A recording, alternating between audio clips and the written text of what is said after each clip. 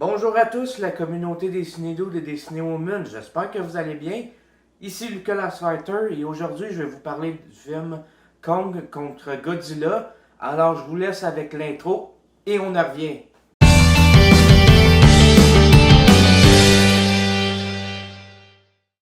Godzilla vs Kong. Que doit-on s'attendre d'un film avec un titre aussi absurde? Un scénario béton? Une histoire auquel on se soucie des humains? Nobody cares! Absolument pas. C'est l'événement auquel les fans des films de monstres géants attendaient avec impatience. Ça met en vedette nos deux géants favoris, Kong et Godzilla. Et bien sûr, une brochette d'humains auxquels on s'en fout totalement et qui ont aucune importance pour le film. Damn right!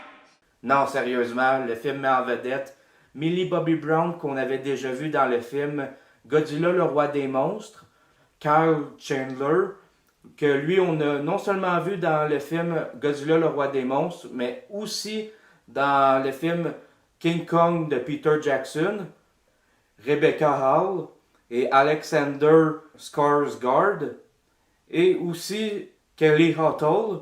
Il s'agit du 33e film mettant en scène Godzilla et le 9e film mettant en scène King Kong et le 4e opus de la Monsterverse. Et c'est la suite du film Godzilla le roi des monstres. Alors, concernant l'histoire, écoutez, en tant que tel, tout ce qu'il faut savoir sur le film, c'est que Kong est un gorille géant et Godzilla un reptile géant. Grosso modo, deux des forces les plus puissantes de la nature s'affrontent dans un duel titanesque, épique, alors qu'entre-temps, il y a l'histoire des humains, ou plus précisément l'organisation Monarch qui enquête sur les origines de ces monstres légendaires et finissent par découvrir qu'il y a un complot mené par la corporation Apex Cybernétique que eux, ils cherchent à détruire ces monstres. C'est plate! Oui, vous avez raison, l'histoire est absurde, mais toute l'attraction de ce film-là, c'est le combat entre Kong et Godzilla et rien d'autre. Pour ce qui est de mes points positifs, j'ai trouvé que le film était très beau visuellement. Le CGI dans ce film-là était vraiment beau, pas mauvais du tout. J'ai adoré les séquences d'action, particulièrement et évidemment les combats entre Kong et Godzilla. Tout ça, c'était merveilleux à voir, c'était génial. J'ai passé un très bon moment à regarder ce film-là. Et non, je n'ai pas regardé ce film-là pour l'histoire, mais vraiment, comme je vous ai dit plus tôt dans la vidéo, le duel entre ces deux personnages-là. Et ça, c'est ce qui m'amène à mon deuxième point positif concernant la durée du film. J'ai trouvé que la durée du film était parfaite et le film réussissait bien à calibrer l'histoire de monstres, le duel entre Godzilla et Kong et l'histoire des humains. Ce qui est une bonne chose en soi parce que le film, son opus précédent en tant que tel, Godzilla le roi des monstres, il y avait beaucoup de longueur malgré toute l'action que Godzilla le roi des monstres avait.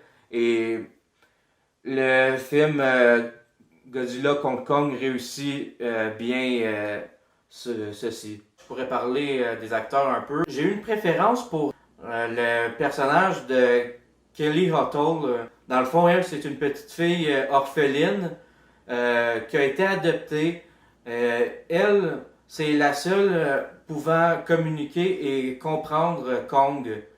Ce qui ajoute un aspect intéressant au film. J'ai beaucoup apprécié sa performance et j'espère voir l'actrice dans des films ou des séries.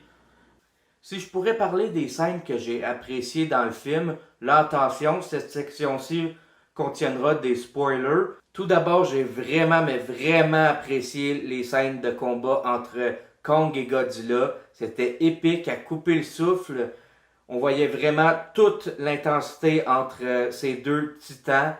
En tant que tel, Godzilla, lui, voulait plus conserver son titre en tant que roi des monstres ou roi des kaiju. Et King Kong, lui, c'était plus différent. Il désirait plus trouver son chez-soi, trouver sa place. Parce qu'en tant que tel, après avoir été traîné au loin de Skull Island, Kong a souvent été mis en cage, enchaîné, forcé à suivre les ordres des humains quelquefois. Il voulait pas vraiment se battre, mais il a été forcé à le faire dans des situations sans alternative.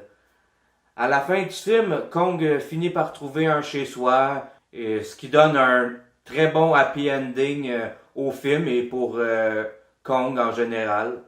Aussi, j'ai beaucoup apprécié le premier combat entre Kong et Godzilla sur le porte-avions, mais Colin! Deux monstres pratiquement aussi hauts qu'un gratte-ciel réussissent à se battre sur un porte-avions et ils vont essayer de nous faire croire que le porte-avions réussit tout de même, malgré tout, à tenir et à ne pas caler dans l'eau. Désolé, mais c'est juste que c'est tiré par les cheveux. On voit tout de suite que c'est exagéré. Je sais que c'est un film, mais ça montre juste à quel point que l'histoire est ridicule. Petit point mineur, mais j'ai trouvé que le film a beaucoup de similitudes à certains films, tels que Avengers Infinity War, Pacific Rim et même Batman vs Superman, et j'en nomme. C'est clair que ce film-là a été influencé par d'autres films. Pas que c'est une mauvaise chose, au contraire, c'est une bonne chose. La plupart des films, que ce soit des films d'aujourd'hui ou certains films d'époque, ont été inspirés par d'autres films. C'est une très bonne chose.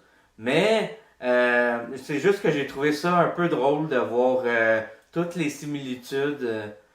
Si je pourrais nommer quelques exemples, la scène du film où est-ce qu'on voit Kong brandissant sa hache chargeant vers Godzilla, alors que ce dernier lui crache sa flamme radioactive, fait vraiment penser à la scène où est-ce que Thor attaque Thanos avec sa hache. Vous voyez comment que les deux scènes sont similaires? Et c'est pas tout, il y a également aussi quelques similitudes à Batman vs Superman, particulièrement à la fin où est-ce que il y a un combat final, il y a un vainqueur, jusqu'à l'arrivée du grand méchant, que dans ce film-là, c'est Mechagodzilla. Les deux parties, Kong et Godzilla, unissent leurs forces afin de vaincre ce mal. Et une fois que le mal est vaincu, les deux font la paix. Ça vous fait pas penser à Batman vs Superman? Quoique, on va s'entendre que Batman Superman, le motif de paix qui ont poussé les deux à unir leurs forces, c'était pas terrible, là. Save Martha! Ah, j'en ai encore des frissons, même aujourd'hui. Mais comme je vous ai dit, c'est très mineur, puis c'est pas une mauvaise chose en soi. C'est juste bien comique de voir toutes ces références-là, étant cinéphile ou juste en ayant regardé plusieurs films dans votre vie, vous allez voir toutes ces similitudes-là et vous allez sûrement trouver ça un peu comique. Pour conclure, je donne au film une note de 7 sur 10. C'est un très bon blockbuster comme on les aime. La durée du film est parfaite. Il n'y a aucune minute de perdu dans ce film-là. Il y a beaucoup d'action. Si vous appréciez le genre film de monstres à la Pacific Rim ou Godzilla, le roi des monstres, vous allez adorer Godzilla vs Kong. C'est vraiment un très bon divertissement. C'est ce qui conclut ma critique. J'espère que vous avez apprécié. N'hésitez pas à commenter, liker et partager la vidéo. Et bien sûr de vous abonner sur notre page Facebook et notre chaîne YouTube. Les films, c'est sérieux. C'était Lucas Lasfighter qui vous dit bon visionnement.